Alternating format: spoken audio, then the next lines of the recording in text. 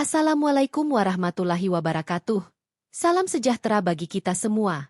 Bayangkan sejenak. Bagaimana rasanya seorang gadis desa yang hidup sederhana tiba-tiba harus merawat 3 anak yatim tanpa mengetahui bahwa mereka adalah anak-anak seorang pejabat ternama? Kisah ini bukan sekadar cerita biasa, melainkan perjalanan penuh drama, air mata, dan harapan yang akan menggugah hati Anda.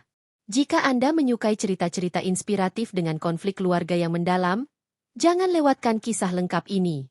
Mari bersama-sama kita ikuti perjuangan Nisa dan ketiga anaknya dalam menghadapi cobaan hidup yang tak terduga. Jangan lupa untuk subscribe ke channel ini agar Anda tidak ketinggalan setiap episode seru dari cerita ini. Klik tombol notifikasi agar selalu update dengan konten-konten berkualitas lainnya dari kami. Terima kasih telah menjadi bagian dari perjalanan ini, karena setiap cerita layak diceritakan, dan setiap pelajaran layak dipelajari. Selamat menikmati. Malam itu, langit desa terlihat begitu kelam. Hanya ada secercah cahaya dari lampu minyak di beberapa rumah warga yang tersebar di sisi-sisi jalan tanah. Udara dingin menusuk tulang, membuat orang-orang lebih memilih berdiam diri di dalam rumah mereka, menikmati kehangatan api unggun atau selimut tebal. Namun, tidak bagi Nisa. Nisa, gadis muda berusia 22 tahun, duduk di depan pintu rumahnya yang sederhana, dengan secangkir teh hangat di tangannya. Mata bulatnya yang teduh menatap hutan kecil di ujung desa, tempat yang sering menjadi sumber cerita mistis para tetua. Ia tak pernah benar-benar percaya pada kisah-kisah itu. Namun malam ini, entah mengapa, ada sesuatu yang mengusik hatinya. Sebuah suara samar terdengar dari arah hutan, seperti isak tangis yang tertahan. Awalnya, Nisa mencoba mengabaikan suara itu. Mungkin hanya angin yang bermain-main dengan ranting-ranting pohon. Tapi semakin lama, tangisan itu semakin jelas, menggema lembut di antara kesunyian malam. Hatinya tak bisa tinggal diam. Dengan ragu-ragu, ia mengambil sen tertua yang biasa digunakan untuk menyusuri pasar malam dan melangkah menuju sumber suara tersebut. Hutan kecil itu tampak lebih gelap daripada biasanya. Daun-daun basah akibat hujan sore tadi menyentuh kulitnya saat ia melangkah melewati semak-semak.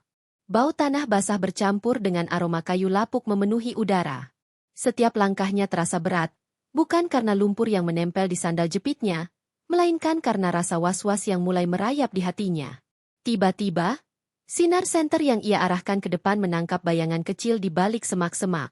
Nisa mempercepat langkahnya, dan ketika ia mendekat, ia terkejut. Di sana, duduk berteduh di bawah pohon besar yang sudah mati, ada 3 anak kecil. Wajah mereka kotor, tubuh mereka kurus, dan mata mereka dipenuhi ketakutan.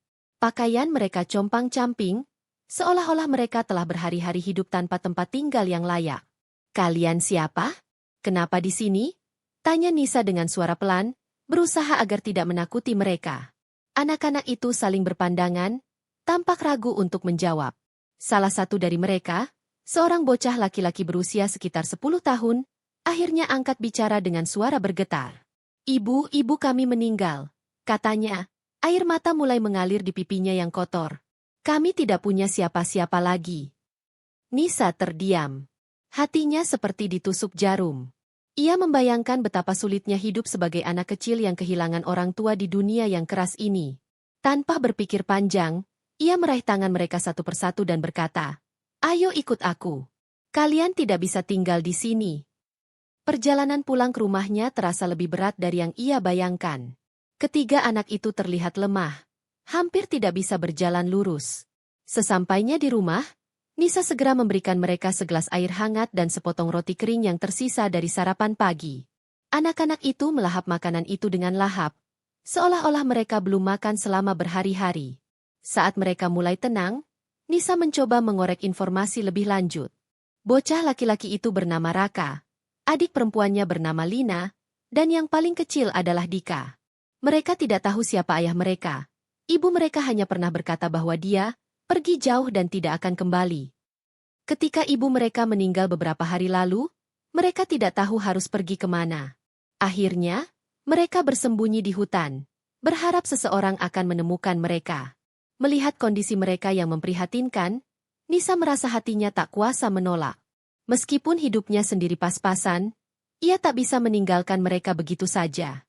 Ia tahu bahwa merawat 3 anak yatim bukanlah hal yang mudah.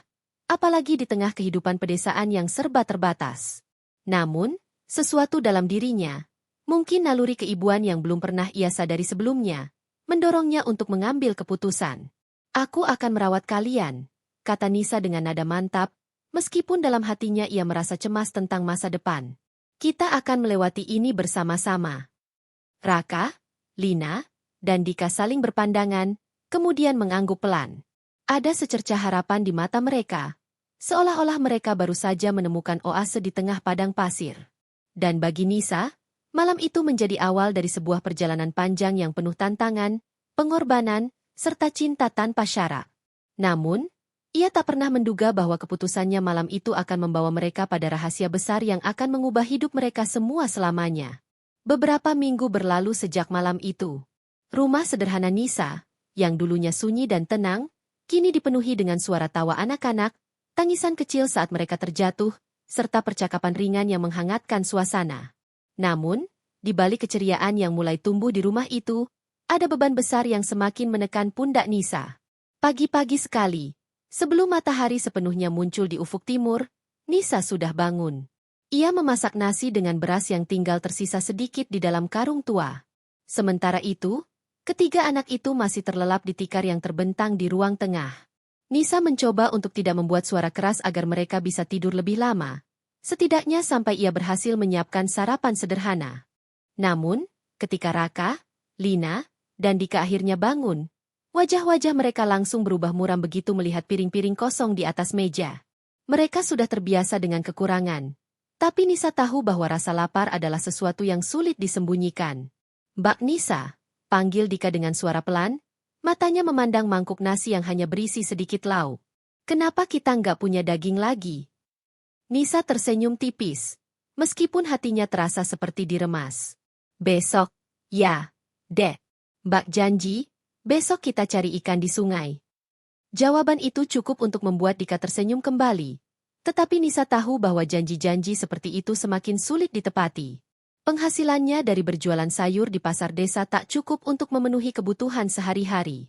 Bahkan, ia harus menjual beberapa perhiasan warisan ibunya hanya untuk membeli beras dan obat-obatan ketika salah satu anak sakit. Di pasar desa, Nisa selalu menjadi pusat perhatian. Bukan karena penampilannya yang biasa saja, melainkan karena cerita tentang dirinya yang merawat 3 anak yatim telah menyebar ke seluruh desa. Beberapa orang memberinya simpati, membantu dengan memberikan sayuran atau buah-buahan yang tak terjual. Namun, ada juga yang mulai membicarakannya dengan nada sinis. "Dasar cewek aneh," komentar Bu Siti, seorang pedagang sayur lainnya, kepada temannya dengan suara cukup keras sehingga Nisa bisa mendengarnya. "Merawat anak-anak tanpa suami? Pasti ada apa-apanya tuh." Nisa hanya diam. Ia terbiasa dengan omongan seperti itu. Setiap kali mendengar gosip, ia selalu mengingatkan dirinya sendiri bahwa apa yang ia lakukan adalah demi kebaikan anak-anak itu. Namun, tekanan sosial semakin membuatnya lelah. Ia seringkali pulang ke rumah dengan air mata yang tertahan, berusaha menutupi kesedihannya dari anak-anak. Di sisi lain, hubungan Nisa dengan Arif, pemuda desa yang telah lama menyatakan cintanya, mulai tegang. Arif adalah satu-satunya orang yang benar-benar mendukung keputusan Nisa. Ia sering membantu dengan memberikan uang atau bahan makanan secara diam-diam. Namun, belakangan ini, ia mulai menunjukkan tanda-tanda kekecewaan.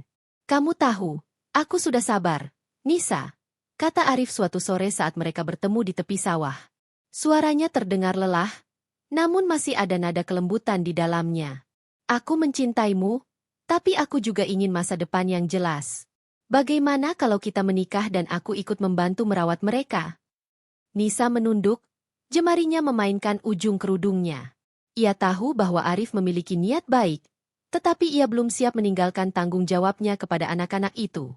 Aku belum bisa, Rif," katanya pelan.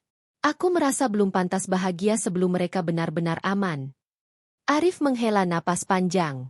Ia tak bisa memaksakan kehendak Nisa, tetapi ia juga merasa semakin jauh dari gadis yang dicintainya. "Baiklah," katanya akhirnya.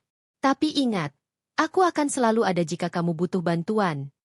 Sementara itu, di rumah, konflik internal mulai muncul.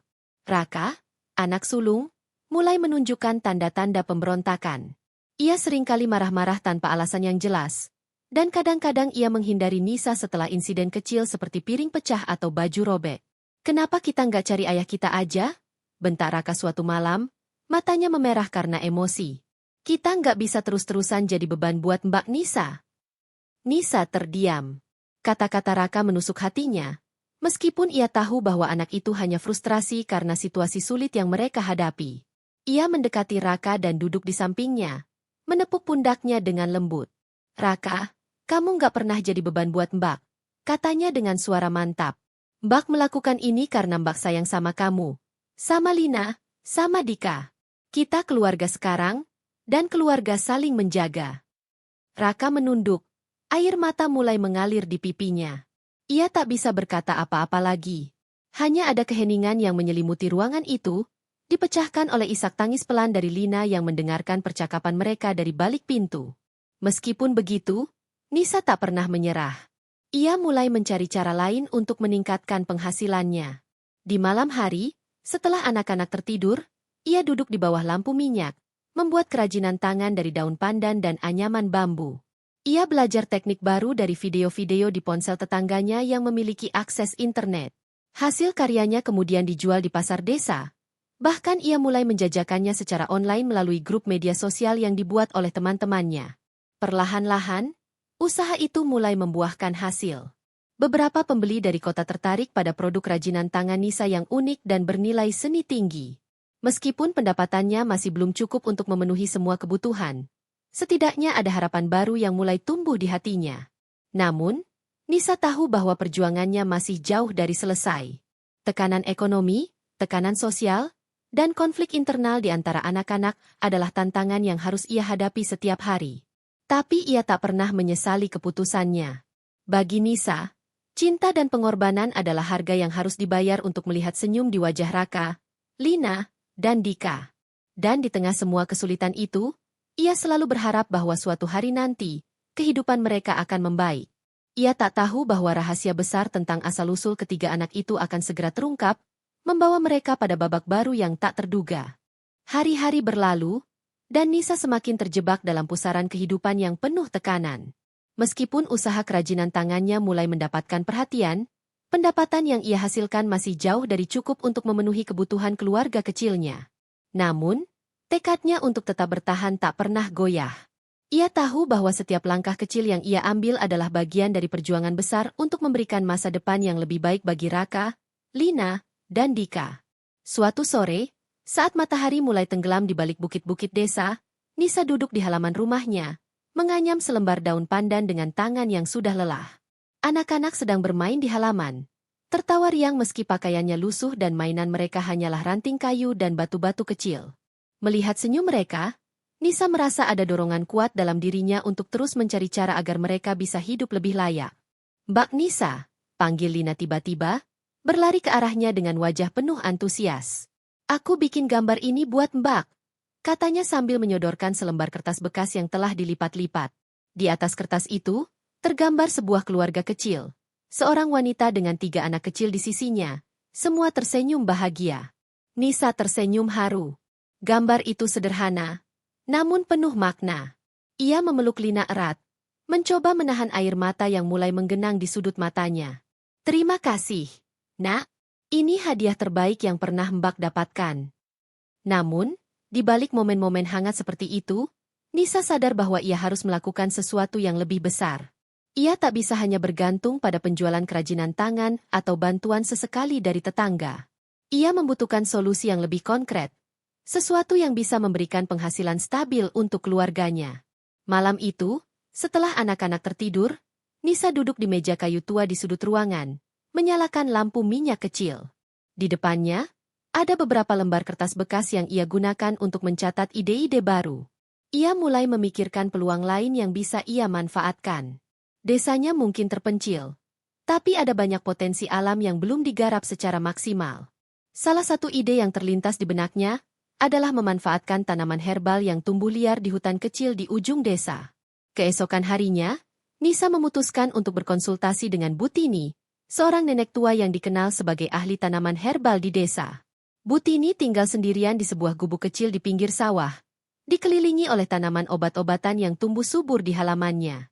"Bu Tini, aku ingin belajar tentang tanaman herbal ini," kata Nisa saat ia datang ke gubuk itu, membawa secangkir teh jahe sebagai hadiah. "Aku pikir, kalau aku bisa membuat ramuan atau obat tradisional dari tanaman ini, mungkin aku bisa menjualnya ke kota." Bu Tini tersenyum. Matanya yang keruh tampak berbinar karena rasa bangga. "Anak muda sepertimu jarang yang mau belajar soal ini," katanya sambil mengangguk pelan. "Tapi kalau kamu serius, aku akan ajari kamu." Selama beberapa minggu ke depan, Nisa belajar dengan tekun. Ia mempelajari cara mengolah tanaman herbal menjadi minyak pijat, teh herbal, dan salep untuk berbagai penyakit ringan. Setiap pagi, ia pergi ke hutan kecil untuk mengumpulkan tanaman yang dibutuhkan, lalu mengolahnya di dapur sederhana miliknya. Hasilnya kemudian ia bawa ke pasar desa, dan ternyata produk-produknya cukup diminati oleh warga. Namun, tantangan terbesar datang ketika ia mencoba memperluas pasar ke kota. Produk herbalnya memang unik, tetapi sulit bersaing dengan barang-barang modern yang lebih praktis. Untuk mengatasi masalah ini, Nisa memutuskan untuk meminta bantuan teman lamanya, Santi, yang bekerja di sebuah toko herbal di ibu kota. "Santi, aku butuh bantuanmu," kata Nisa saat ia menelepon Santi melalui telepon umum di warung desa. "Aku punya produk herbal, tapi aku nggak tahu cara memasarkannya ke kota." Setelah mendengar cerita Nisa, Santi langsung bersedia membantu. Ia menawarkan untuk menjual produk Nisa di tokonya, dengan syarat Nisa harus meningkatkan kemasan agar lebih menarik. "Orang-orang di kota suka sesuatu yang estetis," kata Santi. "Kalau kemasannya bagus, pasti laku." Nisa langsung bergerak cepat. Ia membeli kemasan plastik transparan dan stiker warna-warni dari pedagang keliling, lalu mendesain label sederhana untuk produknya. Ia juga menambahkan nama merek, Herba Nisa, gabungan dari kata herbal dan namanya sendiri. Meskipun sederhana, produknya mulai mendapatkan perhatian. Namun, meskipun usahanya mulai membuahkan hasil, Nisa harus mengorbankan banyak hal. Hubungannya dengan Arif semakin renggang. Pemuda itu mulai jarang mengunjunginya, dan ketika mereka bertemu, percakapan mereka terasa canggung. Arif merasa bahwa Nisa telah memilih jalannya sendiri, dan ia tak bisa lagi ikut campur dalam keputusan-keputusannya. "Kamu tahu, aku selalu mendukungmu," kata Arif suatu malam saat mereka bertemu di tepi sungai. Suaranya terdengar lelah, namun masih ada nada kepedihan di dalamnya. "Tapi aku juga manusia, Nisa. Aku butuh kepastian. Aku nggak bisa terus-terusan nunggu kamu." Nisa menunduk. Hatinya terasa berat. Ia tahu bahwa Arif memiliki hak untuk merasa kecewa, tetapi ia juga tak bisa meninggalkan tanggung jawabnya kepada anak-anak. "Aku minta maaf, Rif," katanya pelan. "Aku nggak bisa janji apa-apa sekarang. Yang bisa aku lakukan cuma berterima kasih atas semua dukunganmu." Arif menghela napas panjang. Ia tak bisa memaksakan kehendak Nisa, tetapi ia juga merasa semakin jauh dari gadis yang dicintainya. "Baiklah," katanya akhirnya. "Aku harap kamu bahagia dengan pilihanmu." Di sisi lain, anak-anak mulai menunjukkan perkembangan positif. Raka, yang dulunya sering marah-marah, mulai membantu Nisa dengan pekerjaan rumah. Ia bahkan belajar membuat kerajinan tangan sederhana dari bambu, meskipun hasilnya masih kasar. Lina, dengan bakat seninya yang luar biasa, mulai membuat ilustrasi untuk label produk herbal Nisa. Sedangkan Dika, si bungsu, seringkali membantu mengumpulkan tanaman herbal di hutan. Meskipun begitu, konflik internal masih sering muncul. Raka kadang-kadang masih merasa frustrasi karena situasi sulit yang mereka hadapi. Namun, Nisa selalu berusaha menenangkannya dengan sabar. Ia tahu bahwa anak itu hanya butuh waktu untuk menerima kenyataan bahwa mereka adalah keluarga sekarang, meskipun tanpa ayah. Pada akhirnya, Nisa berhasil membuktikan bahwa usaha keras dan ketekunan bisa membawa perubahan. Produk herbalnya mulai dikenal di kota, dan pendapatannya perlahan-lahan meningkat. Meskipun hidup mereka masih jauh dari sempurna, ada harapan baru yang mulai tumbuh di hati mereka semua. Namun, Nisa tak pernah menduga bahwa rahasia besar tentang asal-usul ketiga anak itu akan segera terungkap, membawa mereka pada babak baru yang tak terduga. Sebuah surat tua yang tersembunyi di antara barang-barang anak-anak akan mengubah segalanya, dan Nisa harus mempersiapkan diri untuk menghadapi kebenaran yang selama ini tersembunyi. Beberapa tahun berlalu, dan kehidupan di rumah Nisa mulai menunjukkan perubahan yang signifikan. Raka, Lina, dan Dika bukan lagi anak-anak kecil yang rapuh dan cemas seperti saat pertama kali mereka ditemukan di hutan. Mereka tumbuh menjadi remaja yang penuh potensi, meskipun masa lalu mereka masih menyisakan banyak pertanyaan tanpa jawaban. Raka, yang kini berusia 16 tahun, telah menjelma menjadi pemuda yang cerdas dan bertanggung jawab. Ia sering membantu Nisa mengurus pekerjaan rumah tangga, bahkan kadang-kadang ikut menjual produk herbal di pasar desa. Meskipun begitu, sifat pemberontaknya sesekali masih muncul, terutama ketika ia merasa frustrasi dengan ketidakpastian tentang ayahnya. Namun, ia mulai menyalurkan energinya pada hal-hal yang lebih produktif, seperti belajar keras untuk mendapatkan beasiswa sekolah menengah atas di kabupaten. Lina, yang 2 tahun lebih muda dari Raka, memiliki bakat seni yang luar biasa. Gambar-gambar yang ia buat untuk label produk herbal Nisa semakin berkembang menjadi ilustrasi yang lebih kompleks dan indah. Ia juga mulai tertarik pada dunia musik, mempelajari cara memainkan gitar tua milik tetangga. Suara lembutnya sering terdengar di sore hari, saat ia bernyanyi di halaman rumah sambil melukis langit senja yang memerah. Sedangkan Dika, si bungsu yang kini berusia 10 tahun, tumbuh menjadi anak yang penyayang dan penuh rasa ingin tahu. Ia sering mengikuti Nisa kemana-mana, membantu mengumpulkan tanaman herbal atau menjaga stan di pasar. Ia juga sangat dekat dengan kakak-kakaknya, meskipun terkadang ia merasa sedikit canggung karena usia mereka yang jauh berbeda. Namun, meskipun ada kemajuan besar dalam hidup mereka, bayang-bayang masa lalu masih menghantui. Suatu malam, saat semua orang sudah tidur, Nisa duduk di meja kayu tua di sudut ruangan, memilah-milah barang-barang yang tersimpan di sebuah kotak karton besar. Kotak itu berisi barang-barang milik anak-anak yang mereka bawa saat pertama kali ditemukan di hutan. Pakaian lusuh, beberapa mainan kecil, dan beberapa dokumen yang tampak rapuh. Tiba-tiba, matanya tertuju pada sebuah amplop kuning yang tersembunyi di bawah tumpukan kertas. Amplop itu tampak usang, seolah-olah sudah bertahun-tahun tidak tersentuh. Nisa membukanya dengan hati-hati, dan di dalamnya ia menemukan selembar surat yang ditulis dengan tinta pudar. Surat itu berisi beberapa kalimat yang membuat jantung Nisa berdebar kencang. Di sana, disebutkan bahwa ibu ketiga anak itu adalah istri siri seorang pejabat ternama di ibu kota. Surat itu juga menyebutkan nama sang pejabat, serta alamat kantor tempat ia bekerja. Ada juga catatan singkat yang menyebutkan bahwa ibu mereka meninggal dunia tanpa sempat memberitahu suaminya tentang keberadaan anak-anak tersebut. Nisa membaca surat itu berulang kali, mencoba mencerna informasi yang baru saja ia temukan. Pikirannya dipenuhi oleh berbagai pertanyaan. Apakah ini saat yang tepat untuk memberitahu anak-anak? Bagaimana reaksi mereka jika mengetahui bahwa ayah mereka adalah seorang pejabat ternama?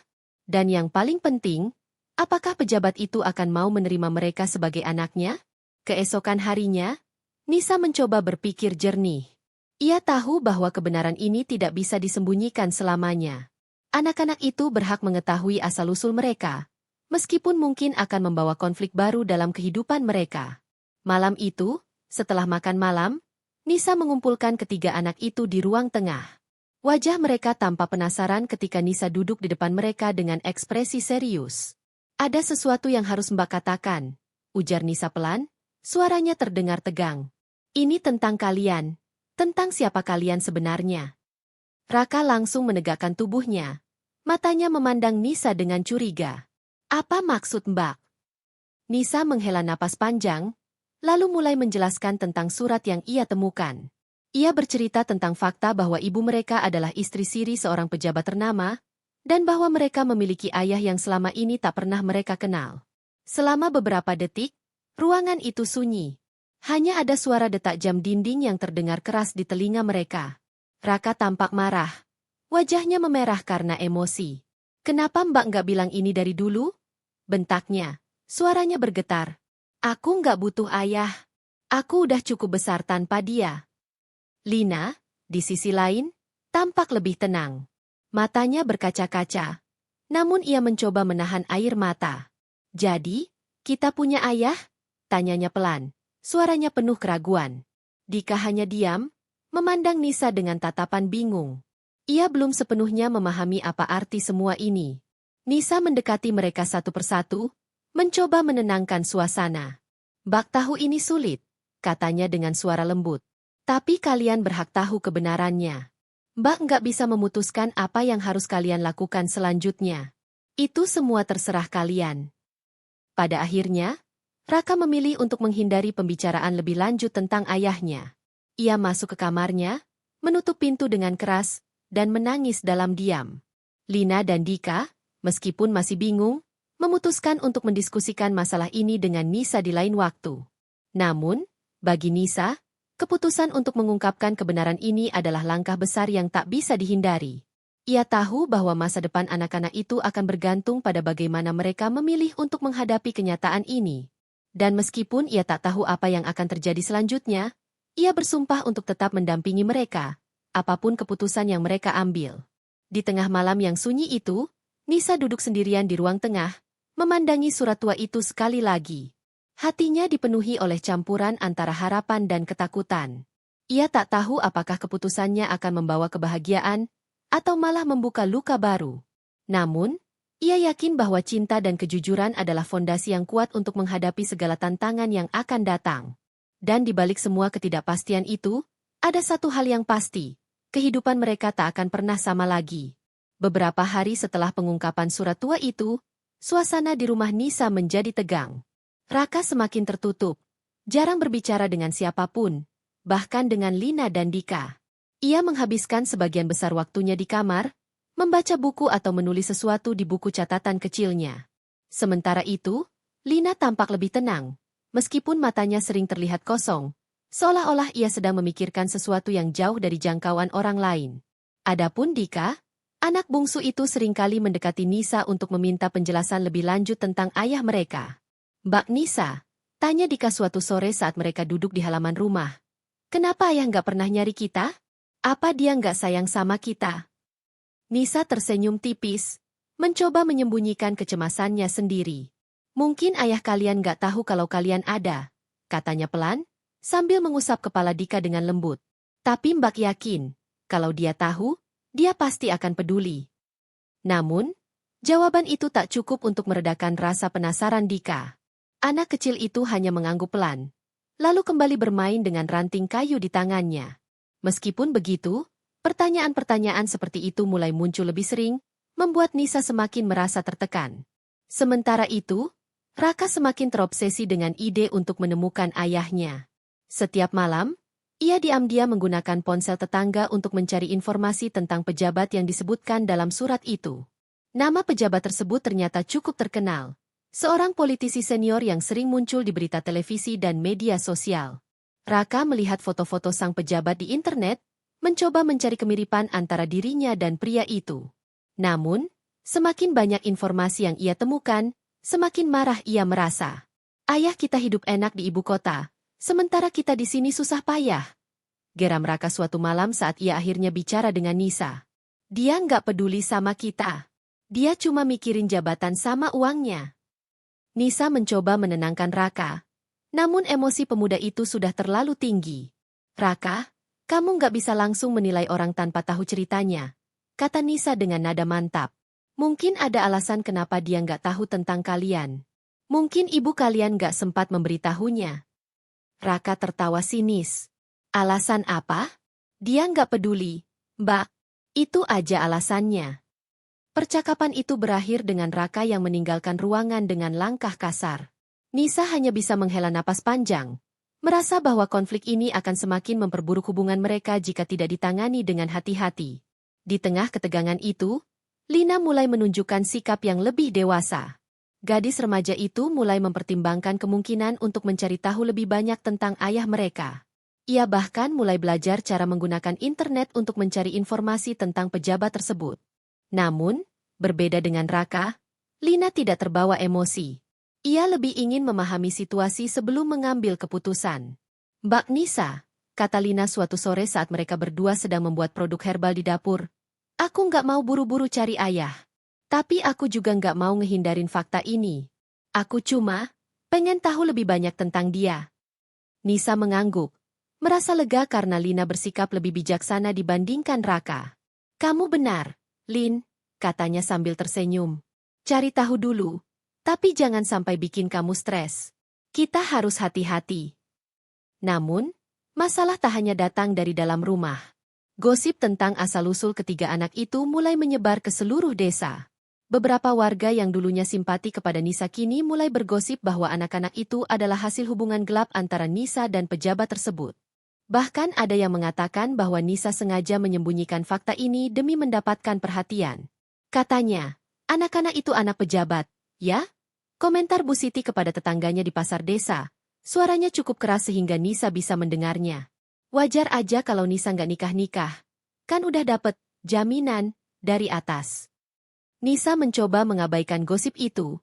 Namun tekanan sosial semakin membuatnya lelah. Ia merasa bahwa kehidupan mereka semakin terpojok. Dan ia tak tahu bagaimana cara melindungi anak-anak dari semua omongan negatif itu. Pada malam yang sunyi, Nisa duduk di halaman belakang rumahnya, memandangi langit penuh bintang. Hatinya dipenuhi oleh kekhawatiran tentang masa depan. Ia tahu bahwa kebenaran tentang ayah ketiga anak itu tak bisa disembunyikan selamanya. Namun ia juga tak yakin apakah menghubungi pejabat tersebut adalah keputusan yang tepat. Tiba-tiba, suara langkah kaki terdengar di belakangnya. Ketika ia menoleh, ia melihat Lina berdiri di sana. Wajahnya tampak cemas. "Mbak Nisa," katanya pelan. Aku pengen cari ayah kita." Nisa terkejut. Kenapa tiba-tiba? Lina menunduk, jemarinya memainkan ujung bajunya. "Aku nggak tahan lagi, Mbak. Aku pengen tahu siapa dia. Kalau dia nggak peduli sama kita, setidaknya kita udah tahu. Tapi kalau dia mau bertanggung jawab, mungkin itu bisa jadi kesempatan buat kita." Nisa terdiam. Ia tahu bahwa Lina memiliki alasan yang kuat. Namun ia juga khawatir bahwa mencari ayah mereka akan membuka luka baru. "Kamu yakin?" tanyanya akhirnya. Lina mengangguk pelan. "Aku nggak bisa terus-terusan hidup tanpa tahu siapa aku sebenarnya, Mbak." Setelah beberapa saat berpikir, Nisa akhirnya mengambil keputusan. "Baiklah," katanya dengan suara mantap. "Tapi kita harus hati-hati. Jangan sampai ini jadi beban buat kalian." Keputusan itu membawa mereka pada langkah besar berikutnya. Nisa mulai mencari cara untuk menghubungi pejabat tersebut. Ia tahu bahwa ini adalah risiko besar. Namun ia percaya bahwa kejujuran adalah satu-satunya jalan untuk menghadapi masa depan. Di tengah ketidakpastian itu, ia berharap bahwa keputusannya akan membawa mereka pada rekonsiliasi, bukan konflik baru. Namun, Nisa tak pernah menduga bahwa pertemuan dengan sang pejabat akan membawa mereka pada kejutan yang tak terduga, serta konflik internal yang lebih besar dari yang pernah mereka bayangkan. Setelah berhari-hari mempertimbangkan langkah selanjutnya, Nisa akhirnya memutuskan untuk mengambil tindakan. Ia menyadari bahwa mencari kebenaran tentang ayah ketiga anak itu adalah langkah yang tak terhindarkan, meskipun ia tahu bahwa hal itu bisa membawa konsekuensi besar bagi keluarga mereka. Namun, Nisa juga percaya bahwa cinta dan kejujuran adalah kunci untuk menghadapi segala tantangan. Pada suatu pagi yang cerah, Nisa mengumpulkan Raka, Lina, dan Dika di ruang tengah. Wajah mereka tampak bingung saat melihat ekspresi serius di wajah Nisa. "Ada sesuatu yang harus kita bicarakan," kata Nisa dengan nada mantap, namun lembut. "Mbak sudah memutuskan untuk mencoba menghubungi ayah kalian." Raka langsung menegakkan tubuhnya. Matanya memandang Nisa dengan penuh amarah. "Kenapa Mbak nggak biarin aja semuanya seperti ini? Aku nggak butuh dia," bentaknya, suaranya bergetar karena emosi. Lina, di sisi lain, tampak lebih tenang. Matanya memancarkan rasa ingin tahu, meskipun ada sedikit keraguan di dalamnya. "Apa Mbak yakin ini langkah yang tepat?" tanyanya pelan. Nisa menghela napas panjang. "Mbak nggak bisa memutuskan apa yang terbaik buat kalian tanpa melibatkan kalian," katanya dengan nada bijaksana. "Tapi Mbak percaya bahwa kalian berhak tahu siapa ayah kalian, dan bagaimana dia akan merespons keberadaan kalian. Kalau dia mau bertanggung jawab, mungkin itu bisa jadi kesempatan buat kita semua." Dika, si bungsu, hanya diam, memandang Nisa dengan tatapan bingung. Ia belum sepenuhnya memahami apa arti semua ini, namun ia tahu bahwa keputusan ini penting bagi kakak-kakaknya. Setelah diskusi singkat, Nisa mulai mencari cara untuk menghubungi pejabat tersebut. Ia tahu bahwa mendekati seorang pejabat ternama bukanlah hal yang mudah, apalagi bagi seorang gadis desa seperti dirinya. Namun, ia tak menyerah. Ia meminta bantuan Santi, temannya yang bekerja di toko herbal di ibu kota, untuk mencari informasi tentang alamat kantor sang pejabat. "Santi, Aku butuh bantuanmu lagi, kata Nisa saat ia menelepon Santi melalui telepon umum di warung desa. Aku butuh tahu cara menghubungi Pak Haryanto, pejabat itu. Setelah mendengar cerita Nisa, Santi langsung bersedia membantu. Aku punya teman yang bekerja di kantornya, kata Santi. Aku bisa coba minta tolong dia untuk memberikan pesan ke Pak Haryanto. Beberapa hari kemudian, Santi mengabarkan bahwa temannya berhasil menyampaikan pesan kepada salah satu staf dekat Pak Haryanto. Staf tersebut mengatakan bahwa Pak Haryanto akan bersedia bertemu dengan Nisa dan anak-anak jika mereka datang ke ibu kota. Keputusan untuk pergi ke ibu kota tidak mudah bagi Nisa. Ia harus meninggalkan desanya untuk pertama kalinya. Dan ia khawatir tentang bagaimana anak-anak akan bereaksi terhadap pertemuan itu.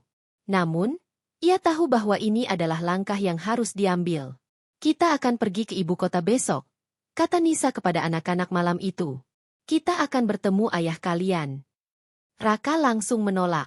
Aku nggak mau ikut. Aku nggak butuh dia, bentaknya, lalu masuk ke kamarnya dengan langkah kasar. Lina mencoba menenangkan suasana. Raka marah karena dia masih belum bisa menerima fakta ini, katanya kepada Nisa. Tapi aku yakin, dia akan ikut juga. Dia cuma butuh waktu. Akhirnya, setelah banyak persuasi, Raka setuju untuk ikut, meskipun dengan berat hati. Mereka berangkat ke ibu kota keesokan harinya menggunakan bus antar kota. Perjalanan itu panjang dan melelahkan. Namun Nisa berusaha membuat suasana tetap ringan dengan bercerita tentang pengalamannya di pasar desa dan bagaimana ia belajar membuat produk herbal. Setibanya di ibu kota, mereka langsung menuju gedung perkantoran tempat Pak Haryanto bekerja. Gedung itu megah, dengan lobi yang dipenuhi oleh orang-orang berpakaian rapi dan berbicara dengan nada formal. Nisa merasa sedikit canggung, namun ia berusaha tetap tegar. Setelah menunggu beberapa saat, mereka akhirnya dipersilakan masuk ke ruang rapat. Di sana, duduk seorang pria paruh baya dengan rambut yang mulai memutih dan wajah yang tampak lelah. Ia adalah Pak Haryanto, pejabat ternama yang disebutkan dalam surat tua itu. Selamat siang, kata Pak Haryanto dengan suara ramah. Namun ada nada hati-hati dalam suaranya. Silakan duduk. Nisa dan anak-anak duduk di kursi yang disediakan. Suasana tegang terasa di udara. Nisa memulai pembicaraan dengan menjelaskan tentang surat yang ia temukan, serta bagaimana ia menemukan ketiga anak itu di hutan beberapa tahun lalu. Pak Haryanto tampak terkejut. Matanya membelalak saat mendengar cerita Nisa. Jadi, mereka adalah anak-anak dari istri siriku? Tanyanya dengan suara bergetar. Nisa mengangguk. Ya, Pak. Mereka adalah anak-anak Bapak. Pak Haryanto terdiam selama beberapa saat. Wajahnya dipenuhi oleh campuran antara rasa bersalah dan kebingungan. Aku nggak tahu kalau dia punya anak, katanya pelan. Dia meninggal tanpa memberitahuku tentang ini. Raka langsung berdiri. Matanya memancarkan kemarahan. Jadi, selama ini Bapak nggak peduli sama kami? Bapak cuma mikirin jabatan sama uang Bapak, ya? Pak Haryanto tampak terluka oleh kata-kata Raka. Namun ia mencoba tetap tenang. Aku nggak tahu, Nak, katanya dengan suara lembut. Tapi aku janji, aku akan bertanggung jawab atas kalian sekarang. Pertemuan itu berlangsung tegang, namun juga penuh emosi. Lina dan Dika tampak lebih tenang, meskipun mereka masih ragu untuk menerima ayah mereka. Raka, di sisi lain, tetap keras kepala dan menolak untuk menerima Pak Haryanto sebagai ayahnya. Namun, di tengah semua ketegangan itu, Nisa merasa lega karena kebenaran akhirnya terungkap. Ia tahu bahwa ini adalah awal dari babak baru dalam kehidupan mereka, meskipun ia tak tahu bagaimana masa depan akan berjalan. Di tengah malam yang sunyi di hotel kecil tempat mereka menginap, Nisa duduk sendirian di balkon, memandangi lampu-lampu kota yang berkilauan. Hatinya dipenuhi oleh campuran antara harapan dan ketakutan. Ia tahu bahwa keputusannya untuk mengungkapkan kebenaran ini adalah langkah besar yang tak bisa dihindari. Dan meskipun ia tak tahu apa yang akan terjadi selanjutnya, ia yakin bahwa cinta dan kejujuran adalah fondasi yang kuat untuk menghadapi segala tantangan yang akan datang. Dan di balik semua ketidakpastian itu, ada satu hal yang pasti, kehidupan mereka tak akan pernah sama lagi. Setelah pertemuan pertama yang penuh ketegangan di ruang rapat gedung perkantoran, kehidupan Nisa dan anak-anak mulai berubah secara perlahan. Pak Haryanto, pejabat ternama itu, tampaknya benar-benar ingin bertanggung jawab atas ketiga anaknya. Ia mengirimkan stafnya untuk mengurus segala kebutuhan mereka selama tinggal di ibu kota, termasuk menyediakan penginapan sementara di sebuah hotel yang nyaman. Namun, meskipun fasilitas yang diberikan cukup mewah, suasana hati di antara mereka masih dipenuhi oleh ketidakpastian. Pagi hari setelah pertemuan itu, Nisa bangun lebih awal. Ia berdiri di balkon hotel, memandangi kota besar yang sibuk di bawahnya. Suara klakson mobil dan deru kendaraan terdengar seperti musik yang tak henti-hentinya. Bagi Nisa, ini adalah dunia yang sama sekali asing, berbeda jauh dari desa tempat ia dibesarkan. Namun, meskipun lingkungan baru ini menawarkan kemewahan, ada sesuatu dalam dirinya yang merasa tidak nyaman. Ia tahu bahwa semua ini bukan tentang uang atau status sosial, melainkan tentang hubungan keluarga yang telah lama hilang. Di dalam kamar, Raka masih terbaring di tempat tidurnya, wajahnya tertutup bantal. Sejak pertemuan kemarin, pemuda itu semakin tertutup. Ia menolak untuk bicara dengan siapapun, bahkan dengan Lina dan Dika. Matanya dipenuhi oleh rasa marah dan kecewa, seolah-olah dunia telah mengkhianatinya. Raka, panggil Nisa pelan saat ia masuk ke kamar. Kita harus bicara. Raka hanya mendengus, tanpa mengangkat wajahnya dari bantal. Aku nggak mau bicara soal dia, katanya dengan nada dingin. Nisa mendekati tempat tidur, lalu duduk di tepinya. Bak tahu kamu marah, katanya lembut. Tapi kita nggak bisa terus-terusan lari dari kenyataan ini. Dia adalah ayahmu, Raka. Apapun perasaanmu sekarang, kamu harus memberinya kesempatan. Raka akhirnya menoleh. Matanya memancarkan kemarahan yang mendalam. Dia meninggalkan kami, Mbak. Dia nggak peduli sama kami selama ini. Sekarang dia datang dengan uang dan janji-janji kosong? Aku nggak butuh itu. Nisa menghela napas panjang. Ia tahu bahwa kata-kata tidak akan cukup untuk menenangkan Raka, namun ia tetap mencoba. Mbak nggak bisa memaksa kamu untuk menerima dia, katanya pelan. Tapi Mbak yakin, dia juga manusia. Mungkin dia nggak tahu apa yang terjadi. Beri dia kesempatan untuk menjelaskan. Sementara itu, Lina dan Dika mulai menunjukkan sikap yang lebih terbuka terhadap Pak Haryanto. Lina, dengan sifatnya yang bijaksana, mencoba memahami situasi dari sudut pandang ayahnya. Ia bahkan mulai berbicara dengan staf yang ditugaskan oleh Pak Haryanto untuk mengurus kebutuhan mereka. Aku nggak tahu apakah aku bisa percaya sama dia, kata Lina kepada Nisa suatu sore saat mereka duduk di kafe hotel. Tapi aku nggak mau buru-buru menilai. Aku cuma pengen tahu lebih banyak tentang dia. Nisa tersenyum tipis. Kamu benar, Lin, katanya. Kita harus hati-hati, tapi kita juga nggak boleh langsung menutup pintu. Biarkan waktu yang menjawab. Dika, si bungsu, tampak lebih senang dengan semua perhatian yang diberikan oleh staf Pak Haryanto. Ia seringkali bermain di area hotel, tertawa riang bersama petugas kebersihan yang ramah. Meskipun begitu, ada momen-momen ketika ia mendekati Nisa untuk meminta penjelasan tentang ayahnya. Mbak Nisa, kenapa ayah kita nggak pernah nyari kita? Tanyanya suatu malam saat mereka duduk di balkon hotel. Nisa memeluk Dika erat, mencoba menenangkan rasa penasarannya. Mungkin dia nggak tahu kalau kalian ada, katanya pelan. Tapi sekarang dia tahu, dan dia mau bertanggung jawab. Itu sudah langkah yang baik. Beberapa hari kemudian, Pak Haryanto mengundang mereka untuk makan malam di sebuah restoran mewah di pusat kota.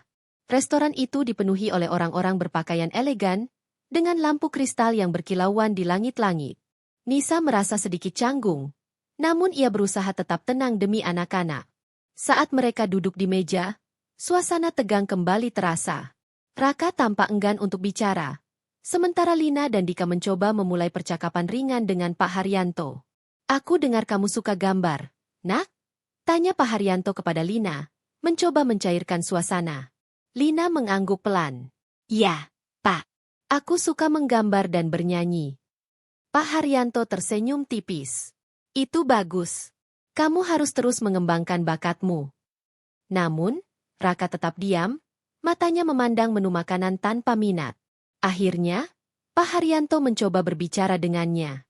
Raka, aku tahu kamu marah padaku, katanya dengan suara lembut. Aku nggak bisa meminta maaf cukup banyak untuk semua yang terjadi. Tapi aku ingin kamu tahu bahwa aku serius ingin bertanggung jawab atas kalian. Raka menatap Pak Haryanto dengan mata penuh amarah. Bapak pikir uang bisa memperbaiki semuanya? Bapak nggak tahu apa-apa tentang kami. Bentaknya, suaranya terdengar keras di tengah restoran yang sunyi. Semua orang di meja terdiam. Nisa mencoba menenangkan Raka. Namun pemuda itu langsung berdiri dan meninggalkan restoran dengan langkah kasar. Lina dan Dika tampak cemas. Sementara Pak Haryanto tampak terluka oleh reaksi Raka. Setelah makan malam yang berakhir dengan ketegangan, Nisa mencoba berbicara dengan Pak Haryanto secara pribadi.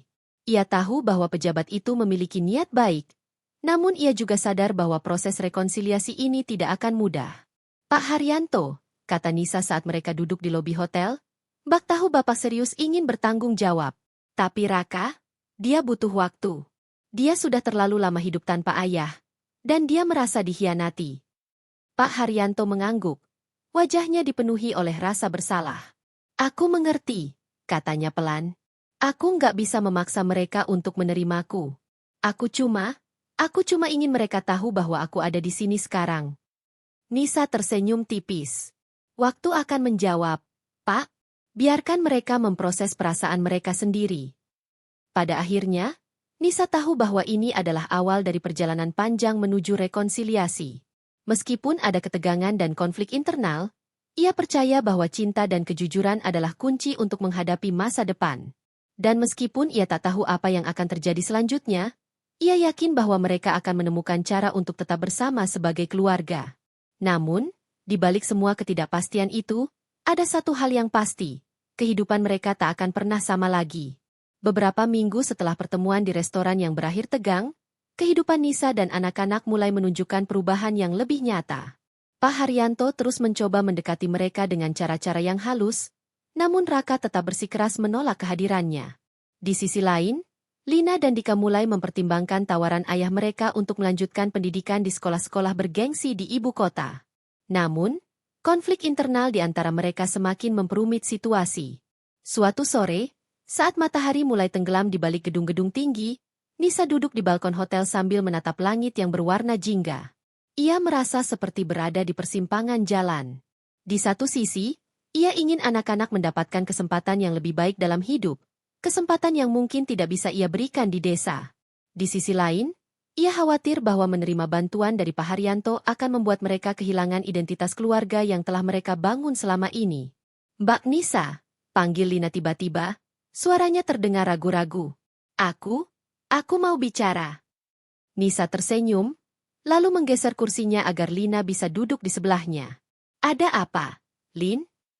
Lina menunduk, jemarinya memainkan ujung bajunya. Aku pengen sekolah di ibu kota, katanya pelan.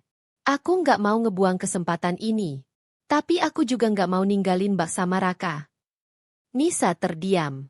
Ia tahu bahwa Lina memiliki potensi besar, dan sekolah di ibu kota bisa membuka pintu bagi masa depannya. Namun, ia juga tahu bahwa keputusan ini akan memisahkan mereka sebagai keluarga. Kamu yakin? Tanyanya akhirnya. Lina mengangguk pelan. Aku cuma pengen tahu rasanya punya hidup yang lebih baik. Aku nggak mau terus-terusan hidup susah kayak di desa. Nisa memeluk Lina erat, mencoba menenangkan gadis itu. Kalau itu yang kamu inginkan, Mbak akan dukung kamu, katanya lembut. Tapi ingat, apapun yang terjadi, kita tetap keluarga. Sementara itu, Raka semakin tertutup. Ia jarang bicara dengan siapapun, bahkan dengan Dika yang biasanya selalu mengikutinya.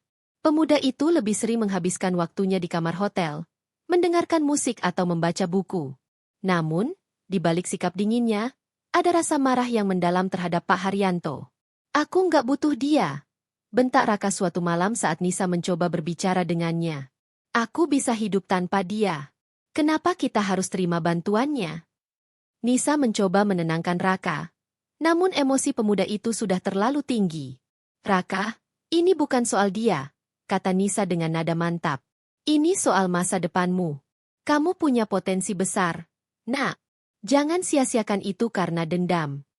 Raka hanya diam, matanya memancarkan kemarahan yang sulit dikendalikan. Aku nggak peduli, katanya akhirnya, lalu masuk ke kamarnya dengan langkah kasar. Di tengah semua ketegangan itu, Dika mulai menunjukkan gejala stres.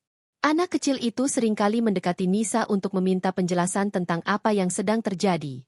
Ia merasa bingung melihat kakak-kakaknya bertengkar, dan ia tak tahu harus memihak siapa. Mbak Nisa, kenapa Kak Raka marah-marah terus?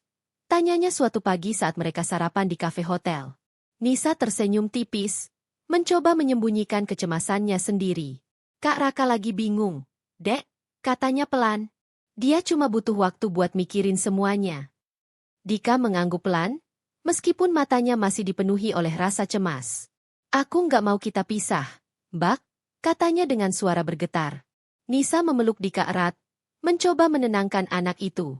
Kita nggak akan pisah, Dek, katanya dengan nada meyakinkan. Apapun yang terjadi, Mbak akan tetap ada buat kamu.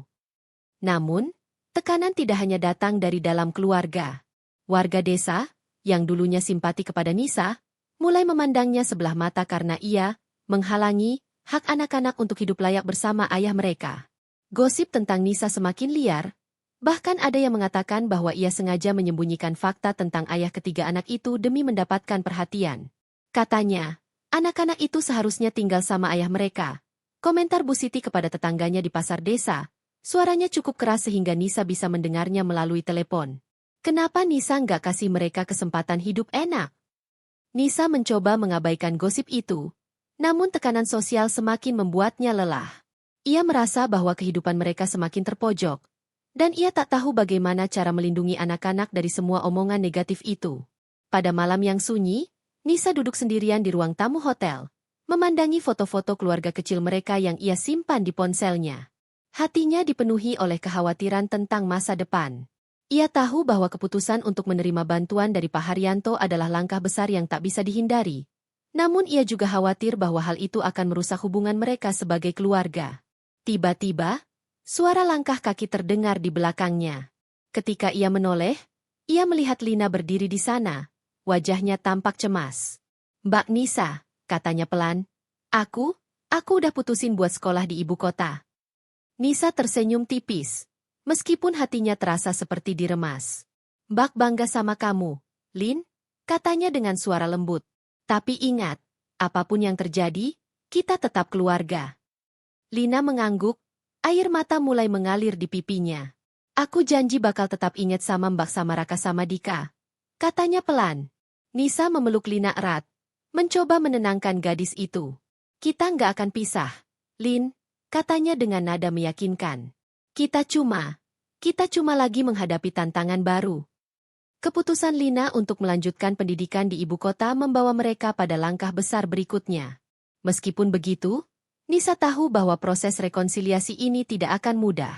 Raka masih menolak untuk menerima Pak Haryanto, sementara Dika semakin cemas tentang masa depan mereka. Namun, di tengah semua ketidakpastian itu, Nisa percaya bahwa cinta dan kejujuran adalah kunci untuk menghadapi segala tantangan yang akan datang. Dan di balik semua ketegangan itu, ada satu hal yang pasti, kehidupan mereka tak akan pernah sama lagi. Beberapa minggu setelah keputusan Lina untuk melanjutkan pendidikan di ibu kota, suasana di antara Nisa dan anak-anak mulai menunjukkan perubahan yang lebih jelas. Meskipun ada ketegangan yang masih tersisa, ada juga tanda-tanda rekonsiliasi yang perlahan-lahan mulai tumbuh. Pak Haryanto terus berusaha mendekati mereka dengan cara-cara yang lebih halus, meskipun Raka tetap bersikap dingin terhadapnya. Namun, Nisa tahu bahwa waktu adalah kunci untuk memperbaiki hubungan yang telah lama rusak. Pada suatu pagi yang cerah, Nisa duduk di balkon hotel, memandangi kota besar yang sibuk di bawahnya. Suara klakson mobil dan deru kendaraan terdengar seperti musik yang tak henti-hentinya. Ia merasa sedikit cemas tentang masa depan. Namun ia juga merasa lega karena akhirnya mereka mulai menemukan jalan untuk menghadapi semua tantangan ini. Mbak Nisa, panggil Dika tiba-tiba, suaranya terdengar ragu-ragu. Aku mau ikut Kak Lina sekolah di ibu kota. Nisa terkejut. Ia tahu bahwa Dika sangat dekat dengannya. Dan keputusan ini pasti tidak mudah bagi anak kecil itu. Kenapa kamu pengen ikut Kak Lina? Tanyanya pelan. Dika menunduk, jemarinya memainkan ujung bajunya. Aku nggak mau pisah sama Kak Lina, katanya dengan suara bergetar. Tapi aku juga nggak mau ninggalin Mbak sama Kak Raka. Nisa tersenyum tipis, mencoba menenangkan Dika. Kalau kamu pengen sekolah di sini, Mbak akan dukung kamu, katanya lembut. Tapi ingat, Apapun yang terjadi, kita tetap keluarga. Dika mengangguk pelan, meskipun matanya masih dipenuhi oleh rasa cemas. Aku janji bakal sering-sering telepon Mbak, katanya dengan nada meyakinkan. Sementara itu, Raka mulai menunjukkan tanda-tanda perubahan. Meskipun ia masih menolak untuk menerima Pak Haryanto sebagai ayahnya, ia mulai membuka diri kepada Nisa. Suatu malam, saat mereka duduk di ruang tamu hotel, Raka akhirnya bicara. "Mbak Nisa," katanya pelan, suaranya terdengar lebih tenang dibandingkan sebelumnya. Aku nggak tahu apa yang harus aku lakuin. Aku marah sama dia, tapi aku juga nggak mau ngebuang kesempatan buat hidup lebih baik." Nisa tersenyum tipis, mencoba menyembunyikan kelegaan dalam hatinya. "Kamu nggak harus langsung memutuskan semuanya sekarang, Raka," katanya lembut. "Yang penting, kamu harus mikirin masa depanmu. Apapun keputusanmu, Mbak akan dukung kamu." Raka mengangguk pelan, matanya memancarkan keraguan yang mendalam. Aku cuma butuh waktu buat mikirin semuanya." Beberapa hari kemudian, Pak Haryanto mengundang mereka untuk bertemu lagi. Kali ini, pertemuan itu berlangsung di sebuah taman kota yang tenang, jauh dari hiruk-pikuk gedung perkantoran. Udara pagi yang segar membuat suasana lebih santai, meskipun ketegangan masih terasa di antara mereka. "Aku tahu aku nggak bisa memperbaiki masa lalu," kata Pak Haryanto dengan suara lembut, matanya memandang Raka dengan penuh harap. "Tapi aku ingin kalian tahu bahwa aku serius ingin bertanggung jawab atas kalian sekarang." Raka hanya diam, matanya memandang tanah di bawah kakinya. Namun, kali ini ia tidak marah. Ia tampak lebih tenang, meskipun masih ada rasa ragu dalam hatinya. Lina, di sisi lain, mulai berbicara lebih terbuka dengan Pak Haryanto. Ia bahkan mulai menceritakan tentang bakat seninya dan rencananya untuk melanjutkan pendidikan di sekolah seni di ibu kota. Pak Haryanto mendengarkannya dengan penuh perhatian, mencoba memahami minat dan impian putrinya.